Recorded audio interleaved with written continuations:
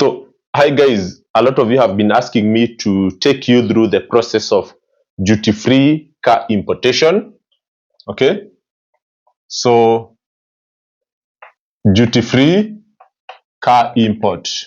So this one will normally apply for Kenyans who live abroad. So there are so many Kenyans who definitely are outside of Kenya, and this requirement for a tax exemption applies to all of them. So this is an opportunity that a lot of people don't know about, but they can take advantage of it. Even you, if you are in Kenya and you know someone abroad, this can also be something that you can talk to them and see if they would be interested. So what is the mandatory requirement?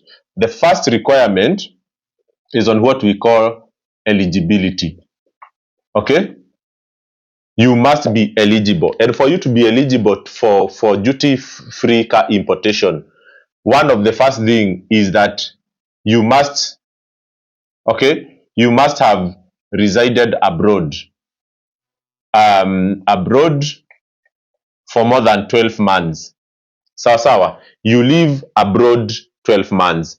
The second requirement is that out of the 12 months or more, you must have owned a car, okay, for a minimum of 12 months. So this could be the first day you got to the US or the first day you went to Qatar, you bought a car. So that car must be in your name for at least 12 months. So if that is the case, then your first criteria for being eligible is already achieved. Okay. The second one, okay, is what I call what next. Sawa sawa. So what next is this? If you own a car abroad, the incentive by the government has always been that, okay, you come home. Let me just write it. Come home with your car. Sawa sawa. You don't have to sell it. If you own a car abroad, the government made it very easy that if you had a car in the US and you want to come back to Kenya and start a life, you don't need to struggle so much. Come with the car you have, arrive at the port of Mombasa, you have free entry. You are not charged anything. You just pay what they call import declaration, which is like 2% of the car custom value. So at the end of the day, you'll pay like 30,000-40,000. So if you are owning a car, you are recommended to come home with it only if it meets the car requirement for importation of used vehicles. So it must be less than 8 years old, okay, and then it must be right hand drive. If your car meets that requirement, just put it in the ship, come with it. In the contrary case, okay, let's say in the US, people drive from left hand side. So no matter how your car is good in the US, you cannot bring it into Kenya. So what you need to do is to sell it and show proof. Sawa, very easy. That is what is required. So meaning that if you are coming back to Kenya and you want to import a car duty free, either you come with the car you own or you sell the car you had and you show proof. So in every country, a car sales process has its own documentation process. So you must have your old logbook that you, depending on how you call it in that country, you must show you owned that logbook and it was under your name for a minimum of 12 months. You must show transaction documents, you show the receipts and money being paid, and if required, you show proof of transfer of that car ownership. Sawa. So those are two things that are very important. Once you have sold the car and you have documented the proof, what next? What next is the point number 3. Okay? Sawa. It's what we call match the budget. Okay? Yeah, so matching the budget here, it simply means the car that you sold, sawa, note this very clearly, must be of the same value or greater. Here I'm talking about the car you sold. Okay, this is for the car you sold. For the car you want to buy, must be same value or less. So this simply is the same. This is the car you want to buy. Sawa. What does that mean? That means if you sold a Mazda CX-5, CX-5 in the US or wherever you are, this is the car you sold.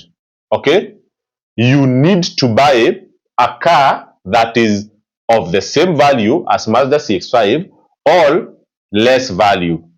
Sawa. So this ensures that you continue to enjoy the same car services you had where you are outside the country, but the tax exemption is not to allow you to access luxury vehicles when you did not own a luxury car. The idea of the government through this tax exemption was to give you the same kind of life here in Kenya like the one you had abroad. So if you owned a CX-5, you must import a Mazda CX-5, you must import an X-Trail or something like that, or you can import Subaru XV, or maybe you can import Mazda CX3, okay, so that you don't have issues with KRA. There is a guy I know who owned an X-Trail in the US, okay. When he came to Kenya, he imported a CX5 and his exemption was denied or declined. Why? Because X-Trail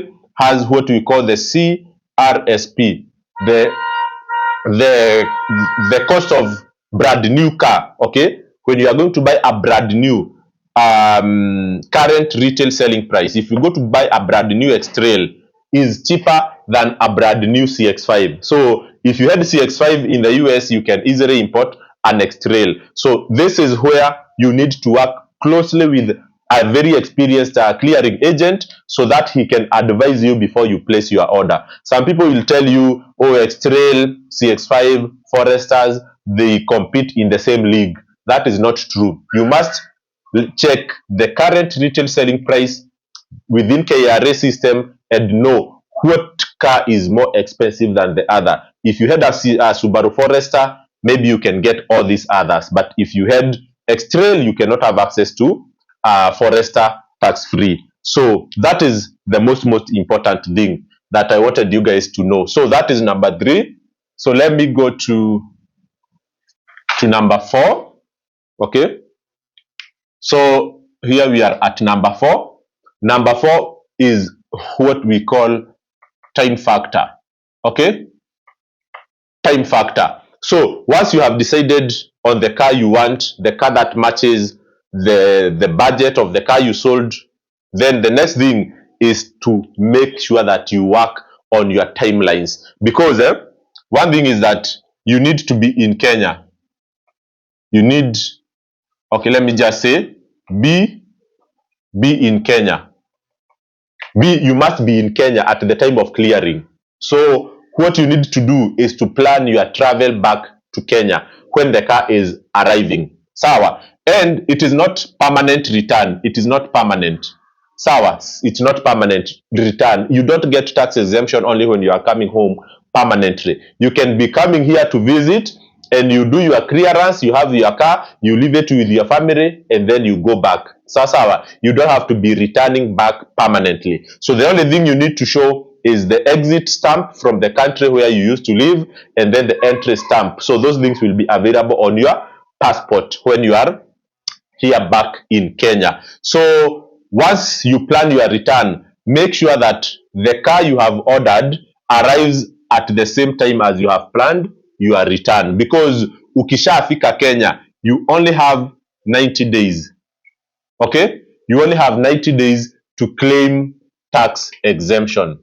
So let's say umerudi Kenya leo, pale JKIA wamekuwekea stamp that returned to Kenya today on 17th of July 2025.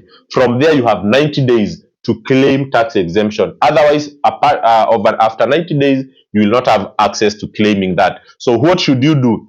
What you need to do is to make sure that you order the car, okay, and have it in the ship, and then you start planning your journey. Don't start planning your return before you order your car and your car starts to leave Japan, because Nowadays, I'm seeing cars taking even 3 months before they arrive. So if you are returning to Kenya today and then you start processing the purchase, the car will arrive later. And then maybe by that time you'll have already returned to the US or to Europe or wherever, and you'll be required to come back a second time. So what I tell people is that work on the car first, have it pass inspection, let it have a ship, a vessel, and then you know the exact date of departure and then the date of arrival of the car. Then from there, you can plan your journey of return. Sawa sawa. Otherwise, these timelines can mess you up because gari inaweza chelewa kidogo and then you find that your return to the US comes earlier before the vehicle arrives. So the other most important thing here, number 5, is about the ownership. Okay, so remember this car, okay, for a CX5, for example, if you import a CX5 today, a 2020 model, you will save around 1 million in tax. So it will get to you, let's say a CX5, it will get to you CX5 will get to you right now maybe at around 1.8 million. Sawa sawa. Don't think that this car is cheap. If you have gotten a Mazda CX5 at 1.8 million and you want to sell it to someone and make the official transfer of the documents and the logbook and the name, then that person will have to pay tax to the government at the time of transfer. But if someone uses your car, then they don't have to pay the tax. Okay, stay on that side a bit. They don't have to pay the tax because they are using that car under your name, so not a problem. When it comes now to getting a second duty-free car, okay, because I assume you'll still be in the US and vitu kama hizo, so after every 4 years you can get a brand new duty-free car or an ex-Japan duty-free car with that exemption. So what happens is that if you sell this car after 4 years, the person who buys it will still have to pay tax, but now the tax will not be as high as them buying it immediately from you. So the idea here, if you want to save some money before you sell to the next person, is use this car for at least 4 years, then the depreciation on that car will be higher. So the duty that you will pay, probably instead of paying 1 million, you will pay maybe 500k. Sawa sawa, after 4 years. So that is what the person buying from you will have to pay, and then you sell it, and then you buy another duty-free car. And the other, number 6, I think this one I should not forget. The other point here is, point number 6, is the strategy. Sasa, what do I tell people is that when you know, tax is a very big component of car cost in Kenya. So if you want to save money, or if you want to take good advantage of this duty exemption, go for the newest models, newest year of manufacture.